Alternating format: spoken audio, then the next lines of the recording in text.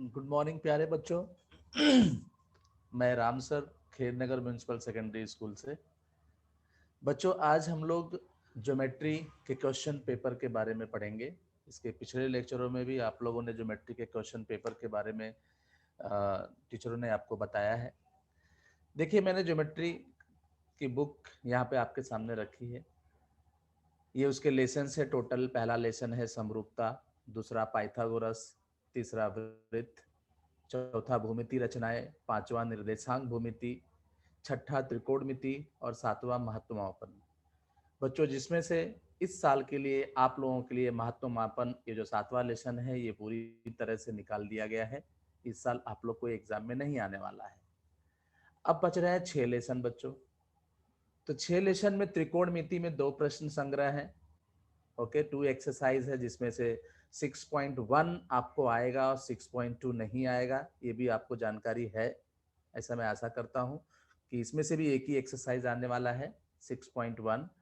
और उसके बाद में जो दूसरा लेसन है पाइथागोरस का प्रमेय, इसमें भी 2 एक्सरसाइज है। तो इसमें से भी आपको एक ही एक्सरसाइज आने वाला है, एक ही प्रश्न संग्रह, वह है 2.1। तो इस तरह से मिला जुला के हमें सिर्फ 6 लेसन ही आने वाले हैं, सातवां लेसन नहीं आएगा। तो इन 6 लेसन से ही प्रश्न आएंगे सॉल्व करने के लिए। ठीक है बच्चों। अब आज अभी कल तक हम लोगों ने इसके पहले हम लोगों ने प्रश्न नंबर 3 ए के बारे में आपको बताया गया है कि प्रश्न नंबर 3 जो क्वेश्चन पेपर ज्योमेट्री के क्वेश्चन पेपर की जो बोर्ड के पेपर में जो प्रश्न नंबर 3 रहेगा उसके 2 हिस्से रहेंगे बच्चों, ए और बी। तो ए आपको बताया गया है ये इसके पिछले लेक्चर में कि प्रश्न नंबर 3 के ए में टोटल 2 प्रश्न, ओके, 2 में से एक कृति पूर्ण करना होगा। कृति टाइप का क्वेश्चन रहेगा, 2 दिया रहेगा, एक ही हल करना रहेगा। आपको एक ही कृति को पूर्ण करना रहेगा और प्रत्येक जो कृतियां है वो 3 अंक के लिए होंगे। ठीक है, और आपको एक ही करना है, इसलिए उससे आप जब सॉल्व करके कृति को पूर्ण कर देंगे तो 3 अंक प्राप्त होगा और ऑप्शन के साथ में वो 6 मार्क का होगा, लेकिन आपको करना होगा एक। लेकिन बच्चों, आज हम लोग प्रश्न नंबर 3 बी के बारे में पढ़ेंगे। 3 बी में कैसे प्रश्न आते हैं, देखिए 3 बी में 4 में से 2 उप प्रश्न हल करने रहेंगे। कहने का अर्थ है कि टोटल 3 बी में 4 प्रश्न दिए गए रहेंगे, लेकिन आपको केवल 2 ही उप प्रश्न हल करने रहेंगे और प्रत्येक प्रश्न 3 अंक के होंगे। अर्थात आपको, अगर आप दोनों प्रश्न को अच्छी तरह से हल कर देते हो तो आपको 6 मार्क्स प्राप्त होगा और विथ ऑप्शन वो टोटल 12 मार्क के रहेंगे, क्योंकि 4 क्वेश्चन दिए रहते हैं और प्रत्येक क्वेश्चन 3 मार्क के लिए होता है, इसलिए 3 चौक 12 विथ ऑप्शन, मतलब विकल्प के साथ में 12 मार्क के सवाल रहेंगे। लेकिन आपको करने होंगे कितना, 4 में से 2 उप प्रश्न। हाँ, ध्यान रखिएगा, प्रश्न को जब भी प्रश्न पत्रिका आपको मिलती है, क्वेश्चन पेपर बोर्ड एग्जाम में आपको प्राप्त होते हैं, तो पहले आप क्वेश्चन पेपर को रीड करेंगे और देखेंगे, पढ़ के देखेंगे कि क्या हमें किसमें से कितना हल करना है। तो 4 में से 2 उप प्रश्न हल करने रहेंगे। ओके, प्रत्येक प्रश्न 3 मार्क कैरी करेगा और इसमें से हमें 2 प्रश्न हल करने होंगे और दोनों हल करने के बाद हम 6 अंक प्राप्त करने के हकदार होंगे।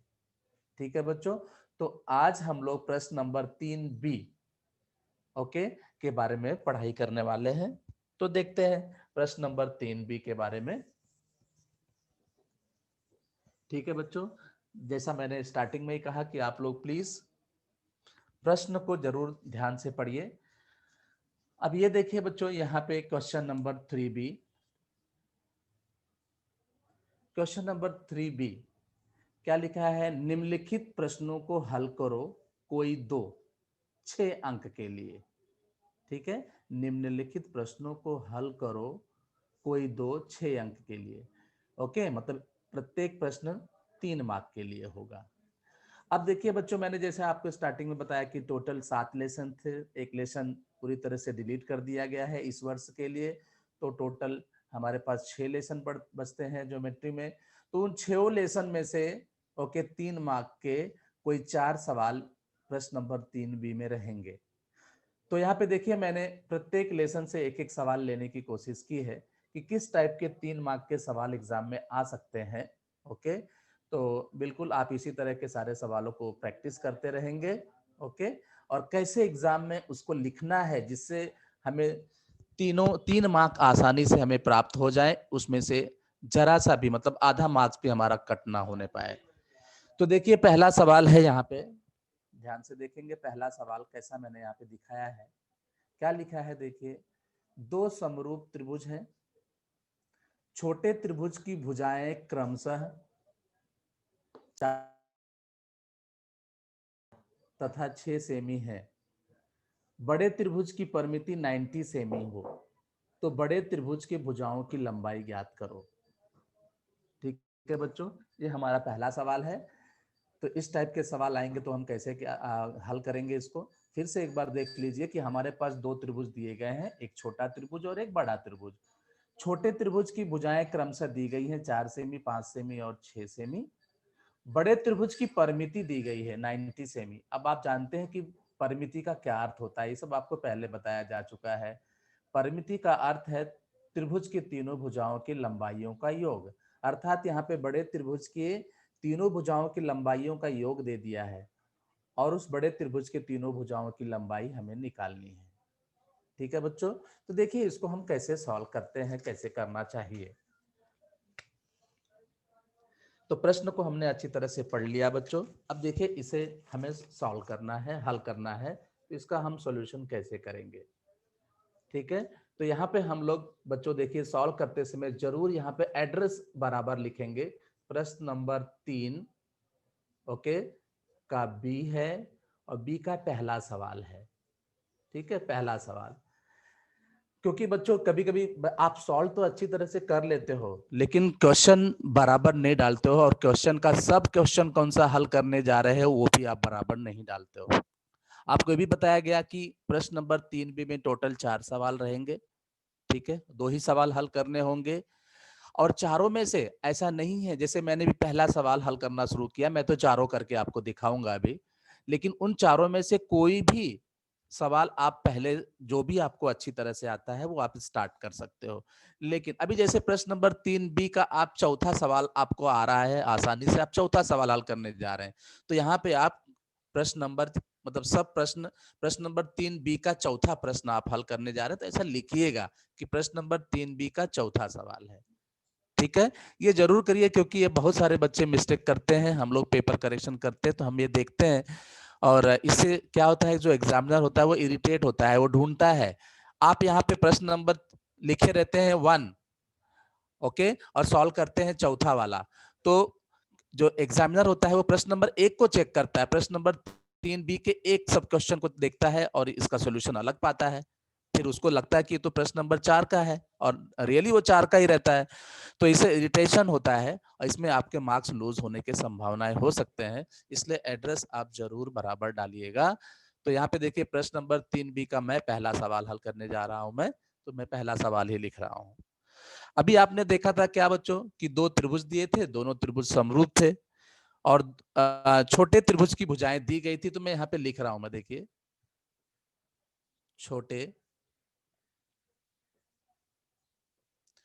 छोटे त्रिभुज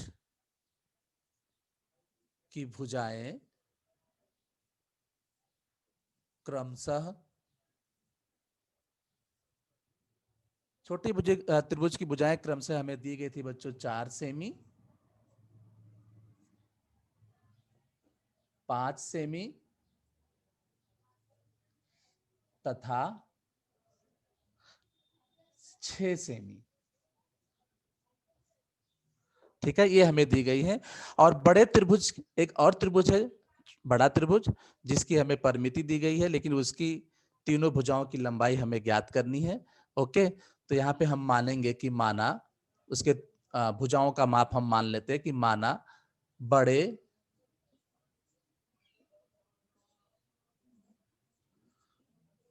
त्रिभुज की भुजाएं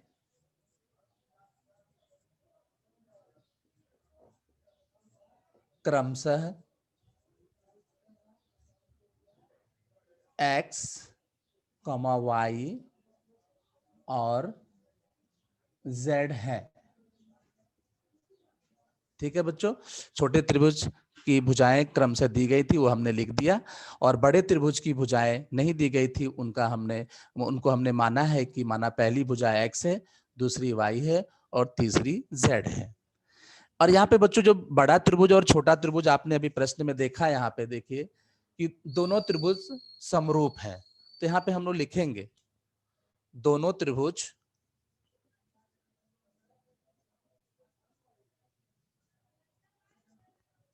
ओके, दोनों त्रिभुज परस्पर समरूप है। ये पूरा हम इस तरह से लिखेंगे, समरूप है। तो इसलिए बच्चों अब आप अच्छी तरह से जानते हैं कि जब आपको पहले लेसन में सिखाया गया है कि जब दोनों त्रिभुज समरूप होते हैं तो जो उनकी संगत भुजाएं रहती हैं वो समान अनुपात में रहती हैं। ओके, मतलब बड़े त्रिभुज की पहली भुजा बटे छोटे त्रिभुज की पहली भुजा, तो यहाँ पे हम लिखेंगे कि x बटे 4 बराबर होगा y बटे 5। ये पहले त्रिभुज, ये बड़े वाले त्रिभुज की पहली भुजा है और 4 छोटे वाले त्रिभुज की पहली भुजा है, बराबर बड़े वाले त्रिभुज की दूसरी भुजा बटे छोटे वाले त्रिभुज की दूसरी भुजा, बराबर बड़े वाले त्रिभुज की तीसरी भुजा बटे छोटे वाले त्रिभुज की तीसरी भुजा। ओके, और कारण क्या लिखेंगे हम लोग यहाँ पे कि समरूप त्रिभुजों की संगत भुजाएं, ऐसा शॉर्टकट में भी आप बोर्ड एग्जाम में लिख सकते हैं। समरूप, त्रि मतलब त्रिभुज की, स मतलब संगत, भू मतलब भुजाएं, समरूप त्रिभुजों की संगत भुजाएं। ठीक है बच्चों, सॉरी, और हमें एक्स वाई जेड के मान निकालने हैं बच्चों। अब देखिए आपने 9th में बच्चों तुल्यानुपात पढ़ा होगा। तुल्यानुपात में हम क्या करते हैं, जो भी उनमें अनुपात में संख्याएं दी गई रहती है, अंश अंश को जोड़ दिया जाता है, हर हर को जोड़ दिया जाता है। तो यहाँ पे तुल्य अनुपात द्वारा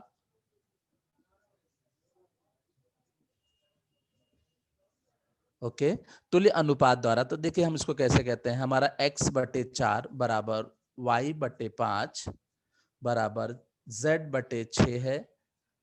तो इसमें जब हम तुल्य अनुपात लगाएंगे बच्चों, तो ये ऊपर का जो अंश है, ये जो है x plus Y plus Z, ये इस तरह से जुड़ जाएगा ऊपर ऊपर, और नीचे की संख्या नीचे जुड़ जाएंगी, 4 धन 5 धन 6। ओके, अच्छा ये x plus Y plus Z क्या है बच्चों, ये बड़े त्रिभुज के तीनों भुजाएं हैं। और मैंने आपको बताया स्टार्टिंग में ही कि बड़े त्रिभुज, प्रश्न में देखें कि यहाँ पे लिखा हुआ है कि बड़े त्रिभुज की परिमिति 90 सेंटीमीटर दी गई है। ओके, तो परिमिति का अर्थ आपको बताया है मैंने अभी कि त्रिभुज के तीनों भुजाओं का योग। तो यहाँ पे देखिए बड़े त्रिभुज के तीनों भुजाओं का योग x plus Y plus Z, मतलब यहाँ पे 90 हो जाएगा, बटे 4 5 9, और 9 में 6 जोड़ दिया तो 15 हो गया। तो ये 90 बटे 15 लिखा गया। अब 15 के पहाड़े में 90 आता है, आप काट सकते हैं, 15 एक कम 15, 15 छक्का 90, 15 6 जा 90। ओके, तो 6/1 आया। ठीक है बच्चों, अब देखिए ये प्रत्येक अनुपात समान है 6/1 के, तो हम एक एक भुजाओं का मान निकालते हैं। x बटे 4 बराबर 6/1, तो आप जानते हैं ये एक यहाँ पे भाग है, वो यहाँ आएगा लेफ्ट साइड में, तो x के साथ गुणा होगा, तो x और 4 का गुणा 6 के साथ होगा, तो 4 छंग 24। इस तरह से देखिए पहली भुजा हमें 24 मिली, और दूसरी y बटे 5 बराबर 6/1। यहाँ भी ऐसे हम गुणा करेंगे, 1 का गुणा y के साथ करेंगे तो y ही होगा, और 5 छक 30, तो हमें दूसरी भुजा भी बड़े त्रिभुज की प्राप्त हो गई।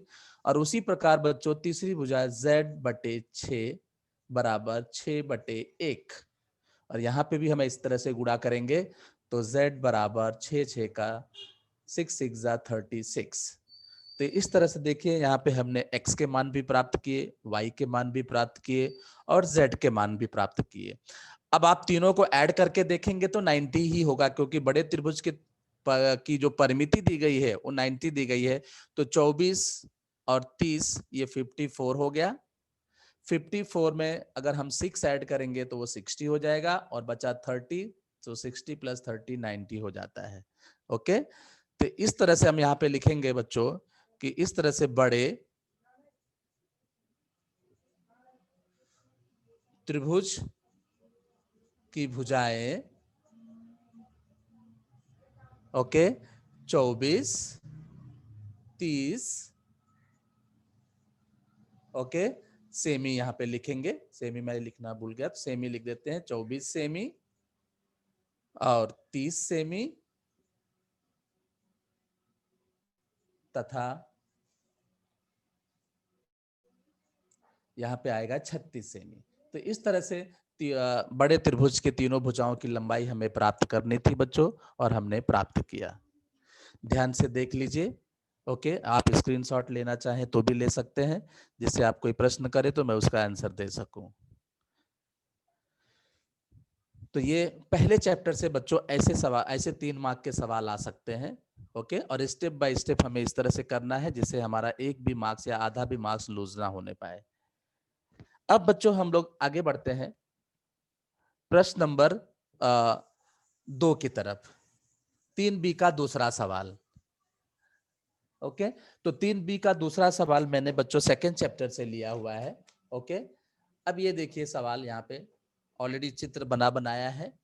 यहाँ पे देखिए लिखा है कि समकोण त्रिभुज एबीसी में, समकोण त्रिभुज एबीसी में देखिए कोण भी 90 अंश है, इसलिए समकोण त्रिभुज है, ठीक है। रेख बीडी लंब है कर्ण एसी पर या रेख एसी पर।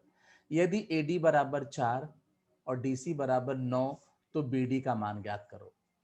तो देखिए बच्चों ये बात आप ध्यान रखिएगा। अब जैसे प्रश्न नंबर 2 में यहाँ पे चित्र बनाया हुआ है, तो बच्चे क्या करते हैं, आप लोग एग्जाम में चित्र बनाना शुरू कर देते हैं।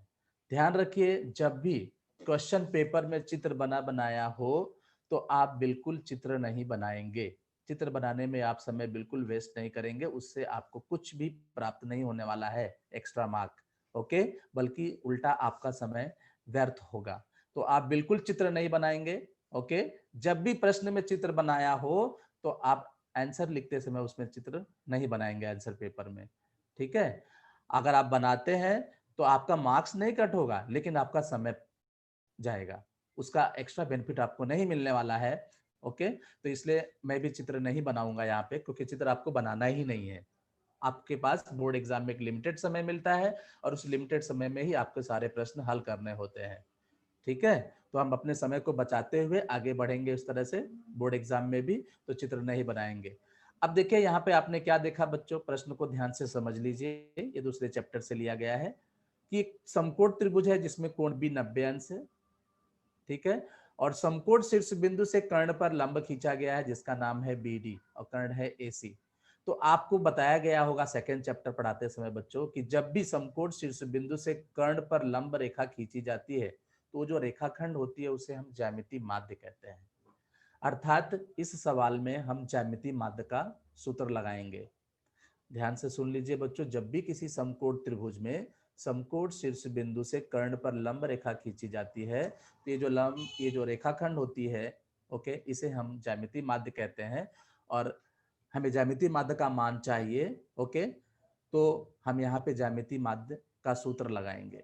अब देखिए इसका सॉल्यूशन हम लोग कैसे शुरू करेंगे। प्रश्न नंबर 3B का दूसरा सवाल का सॉल्यूशन हम, तो यहाँ पे देखिए मैं एड्रेस भी बराबर डाल रहा हूँ। क्वेश्चन नंबर 3B का सेकेंड सम सॉल्व करने जा रहा हूँ। तो यहाँ पे हम सबसे पहले दत्त लिखेंगे, हमें दिया गया था बच्चों, ओके। क्या लिखा गया था वहां पे कि त्रिभुज ए बी सी में, ठीक है, कोण बी बराबर 90 अंश तथा रेख बीडी लंब है कर्ण एसी पर। बच्चों ये सवाल में लिखा था, ये हमें दिया गया था, इसलिए हमने ये लिख दिया दत्त। देख लीजिए ध्यान से फिर से चित्र को। त्रिभुज एबीसी में कोण बी देखिए 90 अंश है, ओके, और रेख बीडी कर्ण एसी पर लंब है, ये दिया गया है। तो वही मैंने लिखा बच्चों यहाँ पे कि त्रिभुज एबीसी में कोण बी बराबर 90 अंश तथा रेख बीडी लंब है कर्ण एसी पर। तो ऐसा सिचुएशन जब भी आता है तब वहां पे ज्यामिति माध्य का फार्मूला लगता है बच्चों। और वो ज्यामिति माध्य का क्या फार्मूला होता है, बीडी बराबर करनी में एडी गुणे डीसी। एक तो ये फार्मूला है, उसी को हम ऐसे भी लिख सकते हैं कि BD का वर्ग बराबर AD गुणे DC। ओके, दोनों तरह में से कोई भी एक प्रकार का लिख सकते हैं। तो यहाँ पे हम लिखेंगे बच्चों कि BD जो ज्यामितीय माध्य है, BD बराबर करनी में AD गुणे DC, और यहाँ पे इसका भी कारण लिखेंगे ज्यामितीय माध्य, ज्यामितीय माध्य से। ज्योमेट्री में आप जानते हैं बच्चों कि हर एक स्टेप के लिए रीजन देना होता है, जो स्टेप आप नया डालते हो उसके लिए आपको रीजन देना होता है। तो यहाँ पे ये दिया गया था, और ये ज्यामितीय माध्य के थ्रू हुआ कि ज्यामितीय माध्य में का फॉर्मूला कब लगता है कि जब भी समकोण त्रिभुज में समकोण शीर्ष बिंदु से कर्ण पर लंब रेखा खींची जाती है, तो वहां पे अगर ज्यामितीय माध्य का मान चाहिए तो ज्यामितीय माध्य का फार्मूला लगाएंगे। या इन दोनों तीन चीजें होती हैं, एक BD, AD और DC। ओके, BD, AD और DC, यहाँ पे नाम अलग अलग भी हो सकता है। तो इन तीनों में से जब भी कोई एक रेखाखंड का मान चाहिए रहता है तो हम ज्यामितीय माध्य का फार्मूला लगाते हैं। तो यहाँ पे देखिए हमें BD चाहिए था, तो BD बराबर करनी में AD गुणे DC। अब चलो हम मान रखते हैं, तो BD बराबर करनी में AD का मान आप लिखा हुआ है चित्र में 4 और DC का मान 9 है। ठीक है, हमने मान सब्स्टिट्यूट कर दिया। अब बच्चों इसलिए BD बराबर, अब आप इसको कई तरह से कर सकते हो, जैसे आप करनी में 4 9 36 ऐसे भी कर सकते हैं, या डायरेक्ट सीधा 4 का वर्गमूल ले सकते हैं और 9 का वर्गमूल भी ले सकते हैं। तो बच्चे कैसे भी कर सकते हैं आप। ओके, वो गलत नहीं होगा। इसलिए BD बराबर, अब यहाँ पे आपने 4 और 9 का गुणा कर दिया करनी के अंदर। अब ये देखिए इस करनी की कोटि यहाँ पे कुछ नहीं दी है, मतलब ये वर्गमूल है। तो 36 का वर्गमूल आप जानते हैं 6 होता है। ओके, 36 का वर्गमूल 6 होता है। तो यहाँ पे देखिए हमें BD का मान आया 6 इकाई। ओके, तो यहाँ पे देखिए भुजाओं की जो इकाई होती है सेमी, वो नहीं दी गई थी, इसलिए मैंने यहाँ पे इकाई लिख दिया। तो BD बराबर 6 इकाई। तो देखिए हमें BD का मान चाहिए था, तो BD का मान हमें प्राप्त हुआ। तो देखिए ये स्टेप बाय स्टेप इस तरह से आप इसको सॉल्व करेंगे तो इस पे भी 3 मार्क प्राप्त होगा। अभी कुछ बच्चे कभी कभी कंपेयर करने लगते हैं कि पहला सवाल देखिए बड़ा था, दूसरा छोटा है, इसका सोल्यूशन तो क्या इसका भी हमें 3 मार्क प्राप्त होगा, तो आपको इसका भी 3 मार्क प्राप्त होगा। बस आप स्टेप बाय स्टेप ये राइट करते जाइएगा। ठीक है, सारे सवाल जो 3 मार्क के होते हैं, ऐसा नहीं है कि सभी बड़े बड़े ही होते हैं। तो उसमें आपके बस पहले बच्चे को समझना चाहिए कि कौन सा सम्स इजी है। ओके, और इजी बच्चों को सभी सम्स तभी लगेंगे जब आप अच्छी तरह से प्रैक्टिस करके आए रहेंगे। तो बच्चों इस तरह से प्रश्न नंबर 3B का दूसरा सवाल हमने सॉल्व किया, इसको भी आप ध्यान से देख लीजिए, और चाहिए तो इसका भी स्क्रीनशॉट आप ले सकते हैं।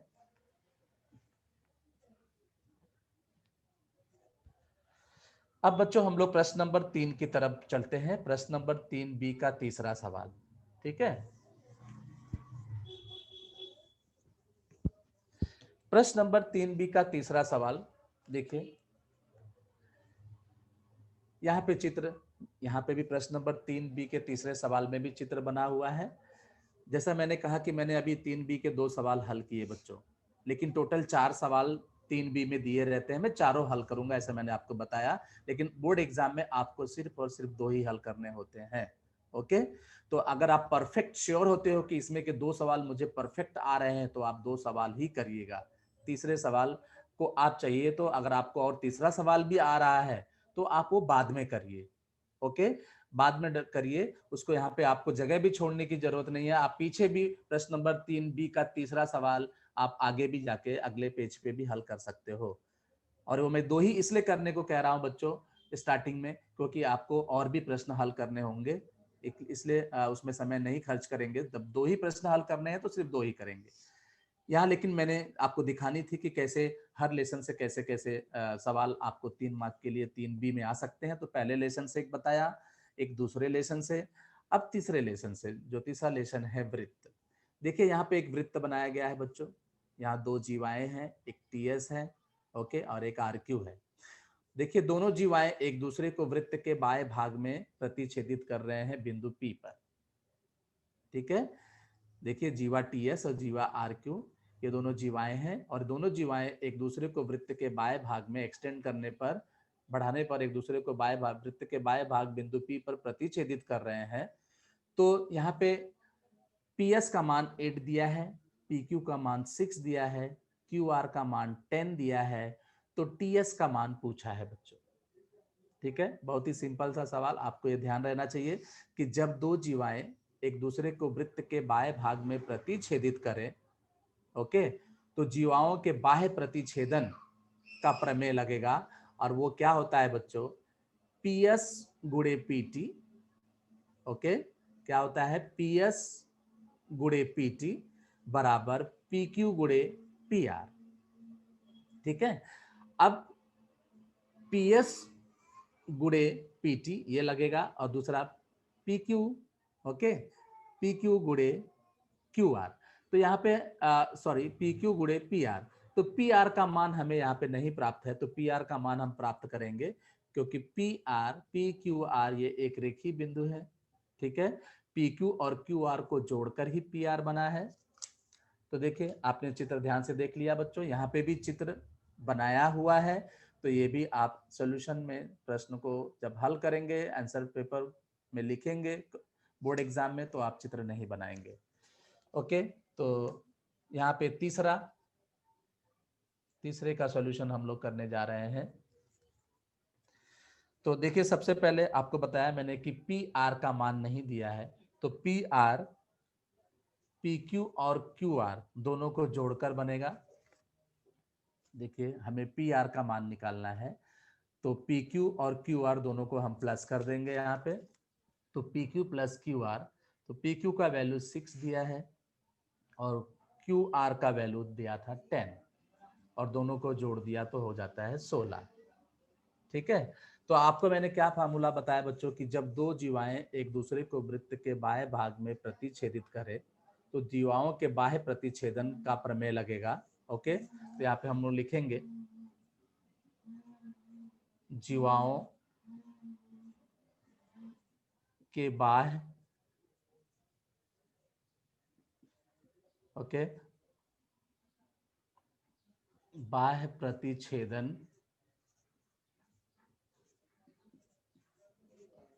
प्रमेय से, जीवाओं के बाह्य प्रतिच्छेदन के प्रमेय से क्या फार्मूला मैंने बताया आपको कि PS गुणे PT, PS गुणे PT बराबर होगा बच्चों, PS गुणे PT बराबर होगा PQ गुणे PR, PQ गुणे PR। ठीक है, ये जीवाओं के बाह्य प्रतिच्छेदन का प्रमेय लगाया गया, क्योंकि दो जीवाएं, एक ही वृत्त की दो जीवाएं एक दूसरे को वृत्त के बाह्य बिंदु पर प्रतिच्छेदित कर रहे हैं, बाएं भाग में एक बिंदु पर प्रतिच्छेदित कर रहे हैं, इसलिए जीवाओं के बाह्य प्रतिच्छेदन प्रमेय से संबंधित फार्मूला प्रमेय का फार्मूला लगाएंगे हम लोग, और वो है PS गुणे PT बराबर PQ गुणे PR। अब देखिए बच्चों, PS का वैल्यू दिया है 8 और PT का वैल्यू हमें नहीं प्राप्त है, PT हमें नहीं मिला है। देखिए, PT का मान हमें नहीं दिया है, PS गुणे PT था, तो PS का वैल्यू 8 रखा, और PT का वैल्यू नहीं है हमारे पास, तो हमने उसको एज इट इज रहने दिया। PQ का वैल्यू 6 दिया है, और PR का वैल्यू अभी यहाँ पे निकाला बच्चों हमने 16। तो देखिए, हमने फार्मूला लिखकर बच्चों, फार्मूले में मान दिए गए मानों को हमने सब्स्टिट्यूट कर दिया। अब देखिए, हमें PT का मान चाहिए बच्चों, तो PT का मान प्राप्त करने के लिए 8 यहाँ गुणा है, वहां जाके भाग हो जाएगा, तो इसलिए PT बराबर 6 गुणे 16 बटे 8। अब 8 से आप 16 को काट सकते हैं, 8 एक कम 8, 8 दूना 16, तो आपको PT का मान यहाँ पे मिलता है 6 गुणे 2, नीचे 1 है तो उसको लिखने की जरूरत नहीं है, इसलिए PT बराबर आपको मिला 6 दूना 12। देखिए, हमें PT प्राप्त हो गया, हमें PT प्राप्त हो गया है 12, लेकिन हमें चाहिए क्या था बच्चों, TS का मान चाहिए, तो हमें मिला है PT, और हम जानते हैं कि PT PTS ये जो तीनों बिंदु है एक रेखीय है, एक ही रेखा पर है, और PT PS और ST, ओके, इन दोनों को जोड़कर बना है। तो यहाँ पे हम देखिए लिखेंगे PT की जगह पे, ओके, कि PS प्लस TS बराबर 12। PT, ओके, दो रेखा खंडों से जुड़कर बना था, PS और TS से। PS का वैल्यू 8 दिया है, देखिए यहाँ पे PS का जगह पे हमने यहाँ पे 8 लिखा हुआ है, तो 8 प्लस टीएस का मान हमें निकालना है, तो टीएस को एज इट इज रहने देंगे, बराबर 12। जैसा था वैसे किया। अब 8 यहाँ पे प्लस है लेफ्ट साइड में, जब वो राइट साइड में जाएगा तो माइनस हो जाएगा, तो इसलिए टीएस बराबर हो जाएगा बच्चों 12 minus 8। So TS equal to 12 में से 8 गया तो 4 आया। तो यहाँ पे देखिए टीएस का वैल्यू हमें मिला 4। ठीक है, तो ये टीएस भी हमें प्राप्त हो गया। तो इस तरह से जो थर्ड लेसन से भी इस तरह के प्रश्न आपको प्रश्न नंबर 3B के सब क्वेश्चन में आ सकते हैं, तो ध्यान से इसको भी देख लीजिए बच्चों। इसका स्क्रीनशॉट भी आप चाहें तो ले सकते हैं। अब हम लोग आगे बढ़ेंगे बच्चों प्रश्न नंबर 4 की तरफ। 3B में चौथा सवाल कैसा आता है, तो चौथा चैप्टर है आपका कंस्ट्रक्शन, ओके, भूमितीय रचनाएं। तो डेफिनेटली रचनाओं से संबंधित ही कोई सवाल आएगा। ठीक है बच्चों, तो रचनाओं से संबंधित सवाल कैसे आ सकते हैं, कई टाइप्स के उसमें सवाल हैं। ओके, प्रश्न संग्रह देखिए, उसमें भी 2 प्रश्न संग्रह हैं। तो मैंने एक प्रश्न संग्रह से एक सवाल ऐसे टाइप का लिया है। बहुत सारे बच्चे ऐसे टाइप के सवालों को थोड़ा सा कठिन मानते हैं, लेकिन होता बहुत इजी है। देखिए क्या लिखा है कि त्रिभुज PQR समरूप है त्रिभुज PMN के। ठीक है, त्रिभुज PQR में PQ की भुजा दिया, PQ का मान दिया है 4 सेमी। ओके, त्रिभुज PQR की जो पहली भुजा PQ है उसका मान दिया है 4 सेमी, भुजा QR का मान है 5 सेमी और भुजा PR का मान है 6 सेमी। तो त्रिभुज PQR और त्रिभुज PMN की रचना करना है, और दोनों त्रिभुज समरूप है और इनकी संगत भुजा PR/PN, इनकी संगत भुजा का अनुपात दिया है 5:3। ठीक है बच्चों, ये प्रश्न संग्रह आपके 4.1 से लिया गया है, ओके, चौथे चैप्टर से। सो देखिए यहाँ पे 2 समरूप त्रिभुज हैं बच्चों, त्रिभुज PQR और त्रिभुज PMN, जिसमें त्रिभुज PQR के तीनों भुजाओं का मान दिया हुआ है। ठीक है, तो जब त्रिभुज PQR के तीनों भुजाओं का मान दिया है बच्चों, तो आप जानते हैं कि जिस त्रिभुज की तीनों भुजाओं की लंबाइयां दी गई हैं, तो उसकी रचना तो हम आसानी से कर सकते हैं। ठीक है, उसकी रचना हम आसानी से कर सकते हैं। अब दूसरा जो त्रिभुज है PMN, इसकी रचना हम नहीं कर सकते क्योंकि उसकी भुजाओं का मान हमें दिया ही नहीं है। ओके, तो या लेकिन ये चीज दिया है बच्चों, देखिए कि त्रिभुज PQR समरूप है त्रिभुज PMN के, और देखिए दोनों का जो शीर्ष बिंदु है, मतलब दोनों में एक बिंदु, एक शीर्ष बिंदु P है, वो कॉमन है, मतलब एक कोण कॉमन होगा दोनों का, और दोनों त्रिभुज समरूप है, अर्थात इनके संगत कोण भी सर्वांग सम होंगे, क्योंकि हम जानते हैं कि जब दो त्रिभुज समरूप होते हैं तो उनके तीनों संगत कोण सर्वांग सम होते हैं और तीनों संगत भुजाएं समान अनुपात में होती हैं। ठीक है, तो यहाँ पे एक त्रिभुज PQR है और दूसरा त्रिभुज PMN है। ठीक है, दोनों त्रिभुजों की रचना करनी है और दोनों त्रिभुज में एक एक शीर्ष बिंदु सामान्य है। ठीक है बच्चों, अब ये PR देखिए, PR अनुपाते PN दिया है, मतलब ये PR किस त्रिभुज PQR की भुजा है, और PN क्या है, दूसरे त्रिभुज PN की भुजा है। ओके, त्रिभुज PMN की भुजा है। तो इसका अनुपात 5:3 दिया है। दोनों त्रिभुज समरूप है, लेकिन दोनों त्रिभुज छोटे बड़े हैं, क्योंकि देखिए PR का मतलब त्रिभुज PQR की एक भुजा जिसका यहाँ पे 5 दिया है वैल्यू, और PN का वैल्यू 3 है, मतलब इनकी भुजाओं का अनुपात 5:3 है, अर्थात जो ऊपर वाली त्रिभुज है PQR, ओके, वो बड़ी है और जो त्रिभुज PMN है वो छोटी है। ठीक है, तो देखिए हम इसको कैसे सॉल्व करते हैं बच्चों, इसको कैसे बनाते हैं, ट्राई करते हैं आपको समझाने की। अब यहाँ पे त्रिभुज PQR, पहले मैं एक आपको रफ डायग्राम बना के बताता हूँ कि हमारा चित्र एक्चुअली बनेगा कैसे। ये त्रिभुज PQR के तीनों भुजाओं का मान हमें दिया हुआ है, तो त्रिभुज PQR की रचना करना बड़ा ही आसान है क्योंकि उसके तीनों भुजाओं की लंबाइयां हमें दी गई हैं। ठीक है बच्चों, इसके तीनों भुजाओं की लंबाई हमें प्राप्त है। Okay, PQR। अब देखिए इसकी PQ की लंबाई कितनी दी गई है, सवाल में अभी आपको मैंने बताया। ओके, PQ की लंबाई दी गई है 4 सेमी,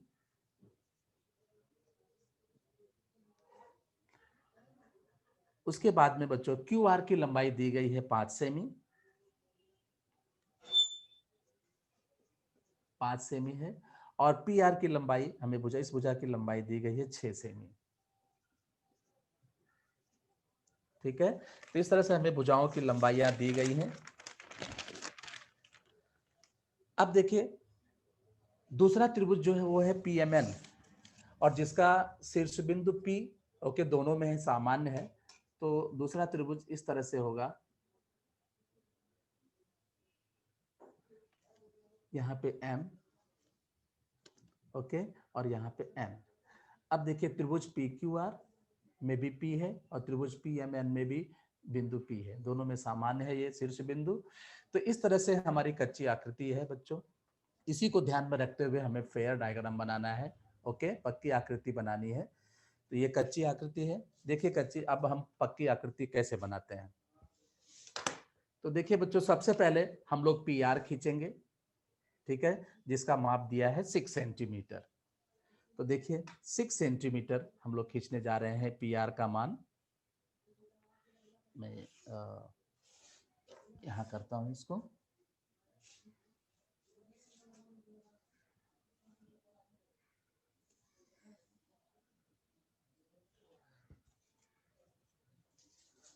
ये देखिए इस पी आर लिख दिया गया, जिसकी लंबाई है 6 सेंटीमीटर। ठीक है, 6 सेंटीमीटर लिख दिया गया यहाँ पे। अब देखिए बच्चों यहाँ पे पी क्यू की लंबाई 4 सेंटीमीटर दी गई है। ओके, तो गोला प्रकार और स्केल की मदद से हम लोग गोला प्रकार में 4 सेंटीमीटर माप लेंगे। ओके, इस तरह से गोला प्रकार में हम 4 सेंटीमीटर माप लेंगे।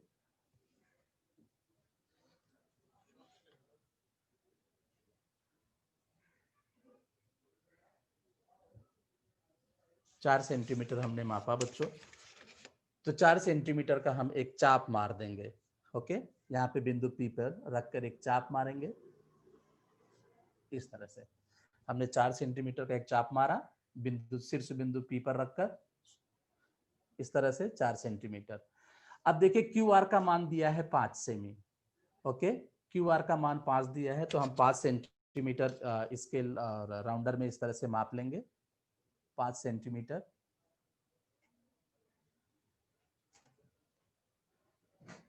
अब देखिए गोला प्रकार का सुई वाला हिस्सा हम लोग बिंदु शीर्ष बिंदु इधर पे आर पर रखेंगे और एक चाप मार के पहले वाले चाप को कट कर देंगे। तो देखिए हमने चाप को कट किया।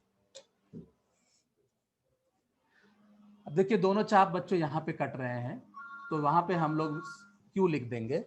ओके, वहां पे क्यू लिख दिया। अब देखिए हम पी क्यू और क्यू आर को हम प्लस इस तरह से हम लोग जोड़ देंगे, दोनों शीर्ष बिंदुओं को हम।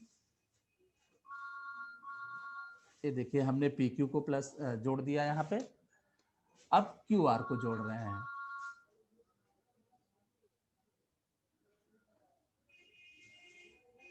ओके, इस तरह से देखिए त्रिभुज पी क्यू आर के तीनों भुजाओं का मान दिया था, तो हमने त्रिभुज पी क्यू आर की रचना कर दी। यह है आपका 4 सेंटीमीटर और यह है 5 सेंटीमीटर।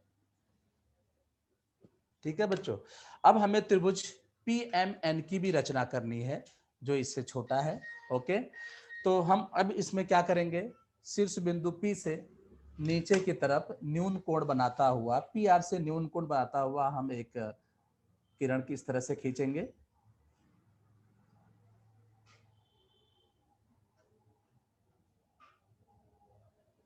देखिए इस तरह से किरण खींच देंगे लंबा सा, और यहाँ पे देखिए तीर का चिन्ह लगा दिया हमने। देखते जाइए बच्चों, स्टेप बाय स्टेप, बहुत ही सिंपल है ये भी। अब देखिए हमारा जो अनुपात दिया था, ठीक है बच्चों, दोनों त्रिभुजों जो हमने सवाल हमने देखा था, तो उसमें दोनों त्रिभुजों के भुजाओं का जो अनुपात दिया था वो था 5:, ओके, 5:3। देखिए इस तरह से प्रश्न, यहाँ पे प्रश्न को ध्यान से देख लीजिए, पी आर अनुपाते 5:3। ठीक है, तो यहाँ पे जो सबसे ऊपर वाली जो बड़ी संख्या है वो है 5। 5 और 3 में 5 बड़ी है, तो हम इस किरण के 5 सर्वांशम भाग करेंगे। ठीक है, तो इस तरह से गोला प्रकार में आप एक निश्चित कोई भी एक माप ले लीजिए और 5 सर्वांशम चाप मारिए। ओके, जिस तरह से 1 मारा मैंने, फिर ये 2, 3 4 और ये 5। ठीक है, इस तरह से 5 भाग कर दिया बच्चों हमने। अब ये देखिए, ये यहाँ पे P है तो हम इस पहले वाले को हम P1 नाम देंगे, इसको P2, ये चाप को P3, ये P4 है और ये P5 हो जाएगा। तो इसके हमने 5 सर्वांग भाग कर दिए बच्चों। अब देखिए, हम सबसे पहले P5 को ओके बिंदु R से हम जोड़ देंगे, बिंदु R को हम जोड़ देंगे इस तरह से।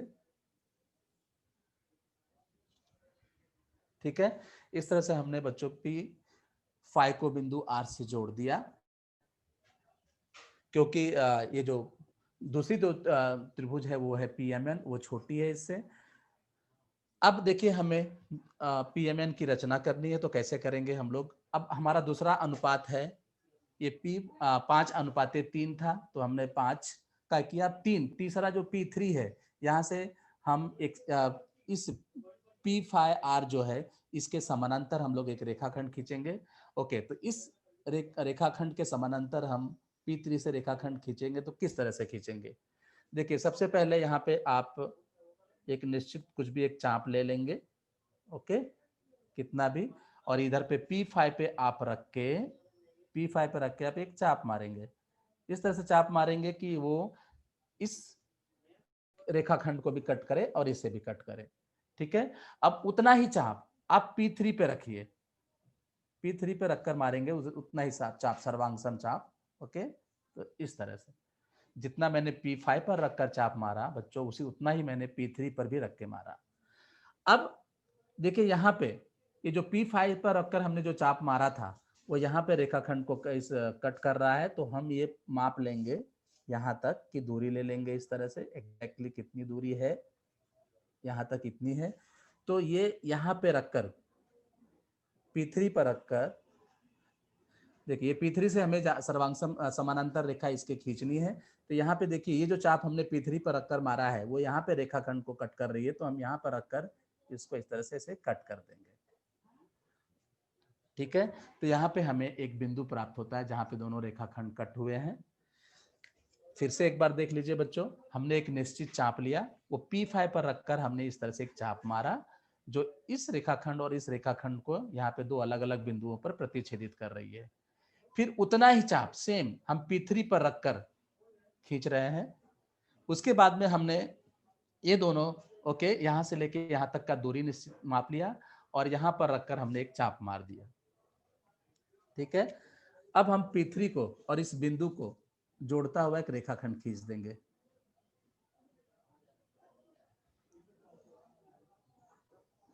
इस तरह से, तो देखिए हमने इस रेखाखंड के समानांतर एक रेखाखंड खींच दिया। ओके, अब आगे क्या करेंगे बच्चों, देखिए सेम प्रक्रिया हम लोग अब यहाँ पे बिंदु R पर सोई वाला हिस्सा रखकर गोला प्रकार का, यहाँ पे भी हम एक चाप मारेंगे जो इस रेखाखंड और इस रेखाखंड को प्रतिच्छेदित करे। तो देखिए यहाँ पे रखकर हमने बिंदु R पर रखा और एक चाप मारनी है हमको। तो देखिए हम एक चाप मार रहे हैं इस तरह से।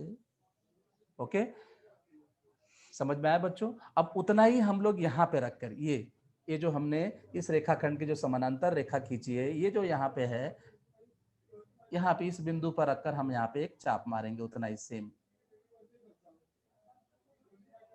ओके, एक चाप मारा हमने। अब इसके डिस्टेंस को हम लोग माप लेंगे, जैसा हमने पिछले कुछ समय पहले किया। ये इस तरह से हम इसको माप लेते हैं, माप लिया एग्जैक्टली। अब यहाँ पे रखकर देखिए इसको हम लोग कट कर देंगे। ये कट कर दिया हमने बच्चों। अब यहाँ पे हमें एक बिंदु प्राप्त होता है। ठीक है, अब यहाँ से रखकर हम इस बिंदु को जोड़ देंगे, जो हमारे पास यहाँ एक बिंदु है। ओके, इसको हम इस तरह से जोड़ देंगे, इस तरह से। और यहाँ पे बच्चों हम रख देंगे m और यहाँ पे रख देंगे n। तो देखिए इस तरह से हमारा जो दो त्रिभुज है PQR और त्रिभुज PMN ओके की रचना हो गई। ये दोनों त्रिभुज समरूप हैं, इनके संगत भुजाओं का अनुपात 5:3 दिया गया था। ओके, तो इस तरह से हमने इस त्रिभुज की रचना की। आपके सामने करके दिखाया है बच्चों। इसी तरह से आप भी करेंगे इसको। और ये प्रश्न नंबर था 4। ओके, ये प्रश्न नंबर 4 का सॉल्यूशन था बच्चों। तो यहाँ पे प्रश्न नंबर 4 का सॉल्यूशन हमने लिख के दिखाया यहाँ पे। ओके, एड्रेस आप प्रॉपर डालिएगा, देख लीजिए ध्यान से अच्छी तरह से।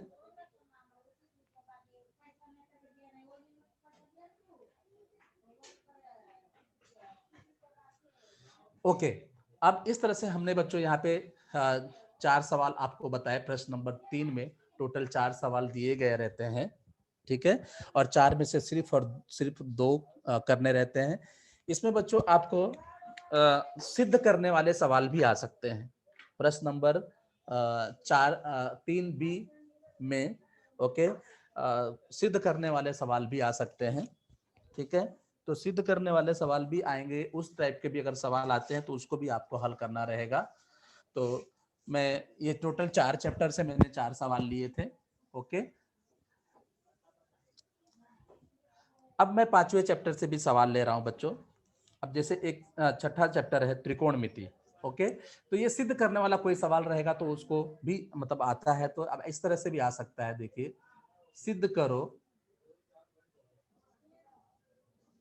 करो कि, जैसे यहाँ पे लिखा है करणी में, देखिए ये सवाल है एक, 1 माइनस साइन थीटा, सिद्ध करो कि 1 माइनस साइन थीटा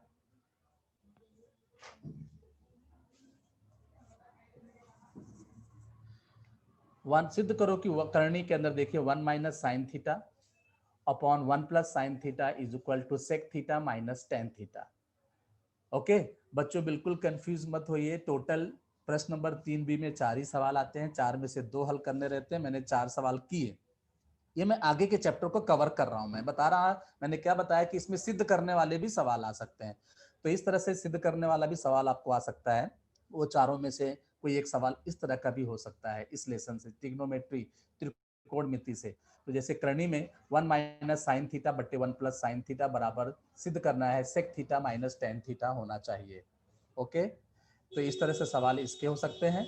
और जो प्रश्न और जो लेसन नंबर 5 है, ओके, जिसको कोऑर्डिनेट ज्योमेट्री कहते हैं, निर्देशांक भूमिति, तो उसमें इस टाइप के सवाल भी आ सकते हैं 3 मार्क के लिए, जो प्रश्न नंबर 3B में हो सकता है। निम्नलिखित बिंदु एक रेखी है या नहीं, यह निश्चित करना है। इस तरह से 3 बिंदु दिए हैं, तीनों बिंदुओं के निर्देशांक भी दिए गए हैं। और आप जानते हैं कि तीनों बिंदुओं के निर्देशांक दिए गए हैं, तो तीनों बिंदुओं से 3 रेखाखंड यहाँ पे आप बनाएंगे, रेखाखंड AB, रेखाखंड BC और रेखाखंड AC। और तीनों रेखाखंडों की आप लंबाई निकालेंगे। ओके, और लंबाई के आधार पर आप जांच लेंगे कि क्या ये एक रेखीय बिंदु है या नहीं।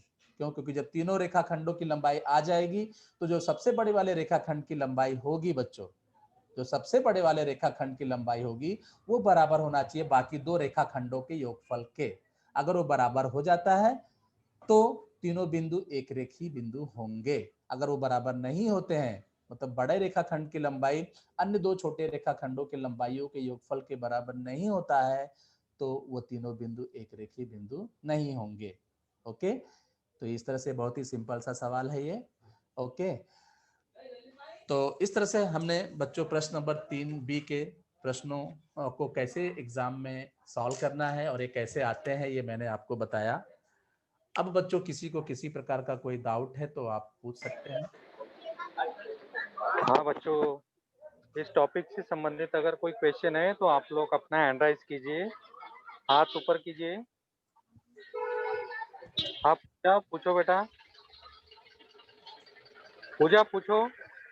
हाँ सर, वो जो क्वेश्चन पेपर था वो एक बार दिखाओ ना, स्क्रीनशॉट लेना है, क्वेश्चन हल करेंगे।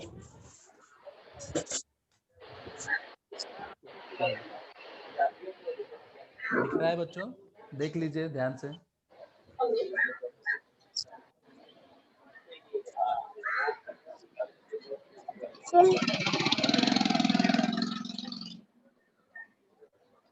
हो गया लेके? नहीं, 1 मिनट।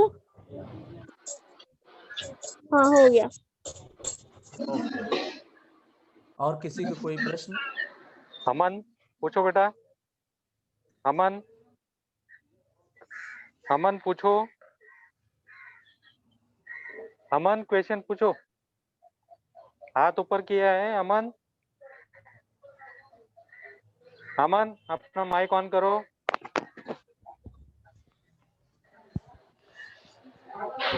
निशु पूछो, निशु। गुड मॉर्निंग हाँ सर। फोर्थ का जो आपने बताया ना कौन वाला हाँ पर बताइए। हेलो। तुम्हारा, हेलो। हाँ हाँ बोलो बेटा। हाँ बेटा, आप जो बोल रहे हैं कि क्वेश्चन नंबर 3B का जो फोर्थ सम आपने बताया कंस्ट्रक्शन वाला है ना, भूमिति रचना, है ना, तो ये आप दोबारा पूछना चाहती हैं बच्चों, तो ये सारे के सारे लेसन्स के हर एक टॉपिक के वीडियो अपने यूट्यूब पे हैं बच्चों। ओके, आपको सिखाया गया है तो आप यूट्यूब पे से ये सब वापस से देख सकते हो बच्चों। ठीक है। हाँ, उसमें कोई कोई पॉइंट है आपको ऐसा लगता है कि आपको समझ में नहीं आया तो बोलो वो पॉइंट। काजल पूछो अदरवाइज बेटा। आपको पूरा सॉल्यूशन देखना है तो आप यूट्यूब पे देख लीजिए, आपको मिलेगा सब कुछ। काजल पूछो बेटा। Good morning sir. Very good morning, बोलिए। सर इसमें से कौन सा चैप्टर कट हुआ है? बच्चों ज्योमेट्री में मैंने स्टार्टिंग में ही बताया कि जो लास्ट लेसन है 7वां महत्व मापन, वो चैप्टर पूरी तरह से डिलीट कर दिया गया है इस वर्ष के लिए, आप लोगों के लिए। और जो ट्रिग्नोमेट्री है जो छठा चैप्टर है उसका भी आपको बताया मैंने कि जो दूसरा एक्सरसाइज है, दो ही एक्सरसाइज, एक 6.1 और एक 6.2 को डिलीट कर दिया गया है। और जो पाइथागोरस जो सेकेंड चैप्टर है उसमें भी दो ही प्रश्न संग्रह है, प्रश्न संग्रह 2.1 और 2.2, तो प्रश्न संग्रह 2.2 को कट कर दिया गया है। बोलिए। हाँ पूजा पूछिए। सर थर्ड चैप्टर से क्या कट हुआ है? हाँ बेटा, वृत्त से कुछ भी कट नहीं हुआ है। कुछ भी कट नहीं हुआ। Okay, thank you sir. और फोर्थ वाले से भी कुछ भी कट नहीं हुआ है ना? नहीं। और किसी हाँ को मनीषा कोई पूछो प्रश्न? बेटा। मनीषा पूछो बेटा। Good morning sir. Very good morning Manisha ji, बोलिए। सर वो जो 6.2 जो कट हो गया है वो प्रकीर्ण का, उसमें 4 सम्स है तो वो करना है क्या? बिल्कुल नहीं, जो 6.2 के जो भी सवाल हैं जो एप्लीकेशन किया है ट्रिग्नोमेट्री का, वो आपको बिल्कुल नहीं करना है। उससे ठीक है। संबंधित कोई सवाल, ना एग्जाम्पल, ना प्रसंग्रह, ना प्रकीर्ण का। हाँ अमन पूछो बेटा। अमन पूछो। Hello sir. हाँ बोलो बेटा। Good morning sir. Very good morning. Sir जैसे आपने बताया है कि बी का थर्ड का क्वेश्चन फोर्थ वाला, वहां से आपने 90 कैसे लाया? अभी आपने प्लस किया x plus Y plus Z plus, फिर आपने 4 प्लस 6 प्लस, फिर उसके बाद प्लस किया, तो वहां से 90 कैसे आया सर? बेटा देखो, हाँ अब 90 कैसे आया, मैंने आपको स्टार्टिंग में देखिए देखिए ध्यान से, मैं प्रश्न को दिखा रहा हूँ। क्या लिखा है कि बड़े त्रिभुज की परिमिति 90 सेंटीमीटर दी गई है, बराबर है। तो बड़े त्रिभुज की परिमिति, परिमिति मतलब तीनों भुजाओं के लंबाइयों का योग। तो जो बड़ा त्रिभुज है उसके तीनों भुजाओं की लंबाइयां नहीं दी गई थी, उसकी डायरेक्ट परिमिति दी गई है। तो मैंने बड़े त्रिभुज की पहली भुजा को x माना था, दूसरी भुजा को y माना था और तीसरी भुजा की लंबाई को z माना था। तो हाँ तीनों सर। भुजाओं का योग लिखा ना मैंने, x plus Y plus Z तुल्यानुपात से, मतलब तीनों भुजाओं का जोड़ दिया, इसका मतलब वो परिमिति बन गई बड़े त्रिभुज की, और परिमिति हाँ 90 दी गई है, इसलिए x plus Y plus Z की जगह पे मैंने 90 रखा। अच्छा, ओके सर। समझ में आया? हाँ सर। हाँ। और किसी को कोई प्रश्न, और किसी किसी को को कोई कुछ डाउट है? क्वेश्चन पूछना है? इस टॉपिक से संबंधित कोई क्वेश्चन है तो आप लोग पूछ सकते हो। अपना हैंड राइज कीजिए, सर उसका आंसर बताएंगे। हाँ कश्यप पूछो बेटा। कश्यप अपना माइक ऑन करो। हाँ पूछो, क्वेश्चन पूछो। सर सेकंड चैप्टर में 2.1 कटे या 2.2? सेकेंड चैप्टर में 2.2 कट है बेटा, 2.2। ठीक है, 2.1 आपको आएगा। ओके, और किसी को कुछ क्वेश्चन पूछना है बच्चों? शायद किसी को कुछ क्वेश्चन नहीं पूछना है सर अभी। सभी ओके को सर। सभी को टॉपिक अच्छे से समझ में आया, आपने अच्छे से पढ़ाया। Thank you, thank you. Thank you sir, thank you, welcome.